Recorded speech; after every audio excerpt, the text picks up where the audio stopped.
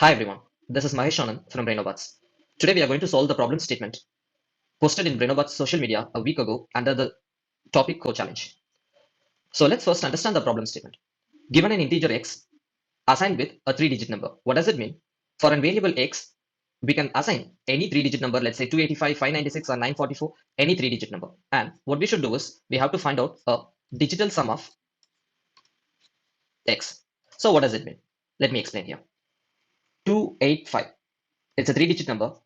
2 takes 100 position, 8 takes 10's position, and 5 takes 1's position. So find digital sum of x is nothing but you have to make 100 position plus 10's position plus 1's position, which will give you an output. So here 2 plus 8 plus 5 will give you 15. 5 plus 9 plus 6 will give you 20. So now what we are going to do? I'm not going to teach you any Python code or C++ or C or Java code, but instead we are just going to focus on the logic behind this problem statement to get a result. So this is of course a Python code, but it's a very simplest one. So let's analyze this code step by step. So first, the first line says the x is assigned with the value 999. So let's write x equal to 999. So what is our first thing is we have to divide the 100 position from the x. To do that, we are going to divide the x, which is 999, with 100. So you could ask me, what is this operator? This we call floor division in Python. Please Google it to find out more about it, but it's nothing but a normal division. Okay. So now you get a resultant of the 9 and you will be storing in a variable called h, which is nothing but 100 position.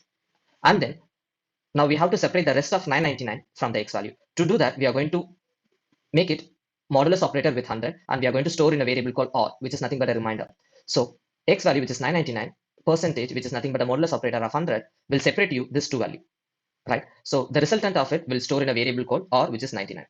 Now we have to find out the tens value. To find out the tens value, the reminder value, which is nothing but a 99, is divided by a 10, which you give the tens value where you are going to store in a variable called t. So t store a value 9, which is this tens value.